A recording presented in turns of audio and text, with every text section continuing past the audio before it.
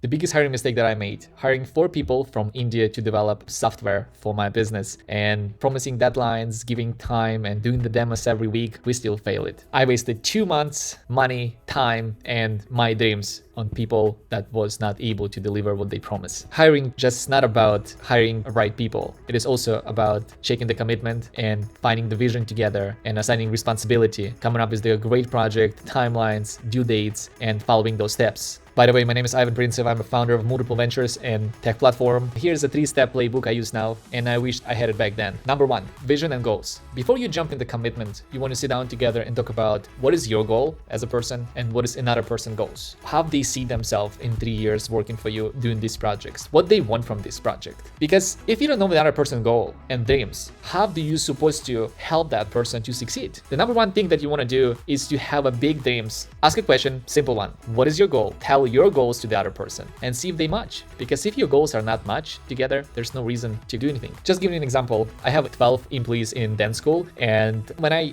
hire a person and tell about company and what I do, I usually share and say, okay, this is our 3 years goal. This is how I envision company and multiple locations. And I envision we serve thousands of children in the dance and youth industry. Your goals has to be bigger than their goals, and your goals have to fit their dreams. One of the biggest mistakes that we think when we hire that, oh, we pay money and that's it. We pay money that they have to do. Well, the reality is you want to take care of your employees. You want to provide for them. You want to serve them. You want to give them so they succeed, because then more they succeed, you will succeed. And when I hire people, I sit down and I talk about goals and how is our company structure and what we do in a certain period of time and every quarter. And I revisit that conversation. I always ask them, are we aligned together? Because if we are not aligned on the company goals, there's no reason to work together. And you must be genuinely interested in their life and their goals. Number 2, 1 week of trial. When I jump in the meeting with 4 developers and they show me software and they said, this is HR software, we built this idea and this is how it works, I got very excited. Wow, okay. But I did not consider one thing, that before you commit to anything, just simply give them one task or one project for 7 days and come back, and let them come back in 7 days to show you the progress and to end result that they made. Do not go into system and task and to-do list and assign 300 different things. Just open a Notion page, put AI notes, and talk about outcome. How do you envision by Friday this project to be done? You would have to say something like, I want you to prepare 5 different posts about AI coding, and I want you to break it down into the different features on how to build better,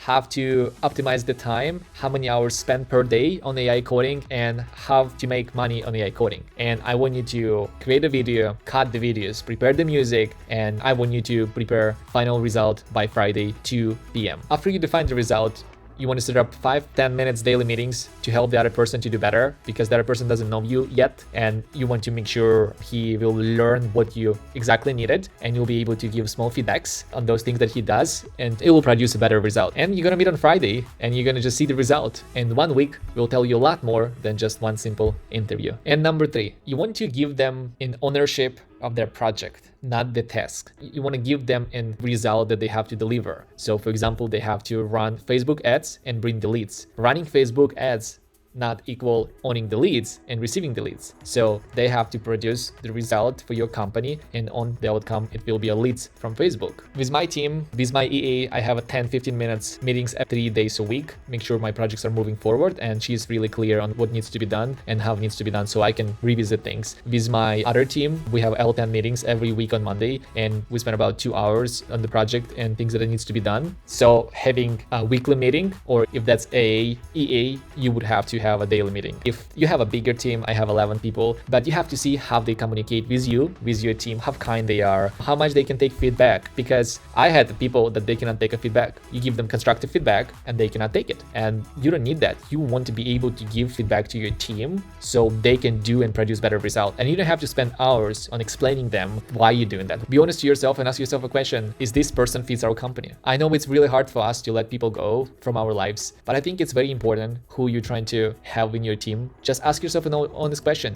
is this person trying to do better? Is this person trying to learn? Is this person is kind and responsible and show up on time and produce the result that you needed? If not, that's your no. And if yes, you're lucky. I'm sharing this with you because I truly want you to succeed. Thanks so much for watching this video, and I'll see you next time.